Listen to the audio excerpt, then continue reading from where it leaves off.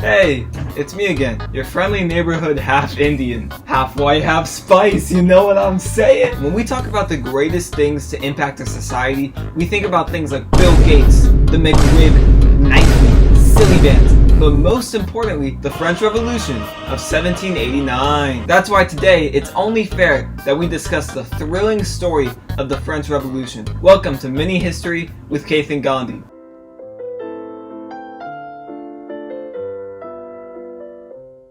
You see, after the American Revolution, the French got ripped off by the Americans. During the Americans' hissy fight with the British, the French had given military aid to the Americans, which took a huge toll on them financially. This was all cool though, as the French figured the Americans would pay them back with like Venmo or something. Instead though, the Americans decided to give the French a really cool gift card imported all the way from Uruguay, and as a bonus on the side, a $6 gift card to Applebee's. Now I think that's pretty dope, but it wasn't really cutting it for the French. Turns out the $6 kid's corn dog isn't exactly equal to $1.3 billion. This caused the French economy to fall harder than Joe Biden and left the lower class starving. Really could use that $6 gift card now, huh? So King Louis XVI, yeah, the amount of Louis that were popping out, you would think they were FIFA, was left to make a decision. A. Pull off some kumbaya shenanigans and get saved by the Lord. B. Go begging door to door for money like the little filthy Girl Scout he was. Or C. Buy a cake, if you know what I mean. Because I literally mean buy a cake, because that's what he decided to do. It was just like a regular old crusty vanilla cake that looks like it's been in your grandma's purse for like 20 years. Now, I'll give it to the king. It wasn't his direct decision to buy such a foul dessert. It was his wives, otherwise known as Marie Antoinette. She was basically like the ancient version of Kim Kardashian. She would buy whatever she wanted whenever, and was famous for no reason. Unfortunately, King Louis was not like Kanye, although that would make this story much more interesting. If I had to make a modern comparison, I would go with something like Ted Cruz.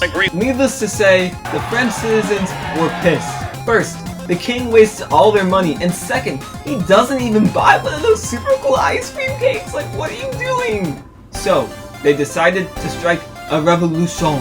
Leaders Georges Jacques Danton, Jean-Paul Marat, and Maximilien Robespierre united their revolutionaries in a tennis court and kicked off their deadly campaign, lobbying for a new democracy.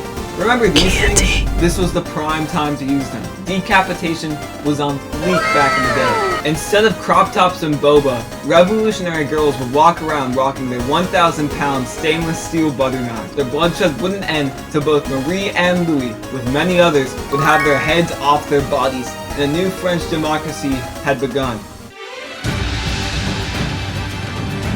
Spoiler alert! Skip ahead in the video if you don't want any spoilers. Their democracy was about as successful as trying to teach a pickle to play the kazoo. Overall, this revolution is probably one of the dopest of all time. Easily in my top 5. Even the harshest critics would have to give it an 8 out of 10. Anyways, thank you for watching a mini history with Keith and Gandhi. Tune in next week to see a brief history of How I Met Your Mother Season 9 Episode 14. Slapsgiving 3. Slap Appointment and Slaporama.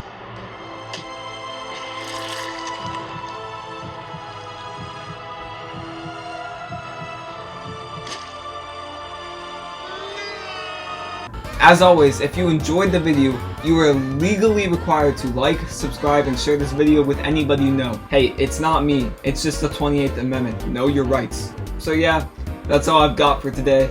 So I'll see y'all at your next piano recital. Bye bye!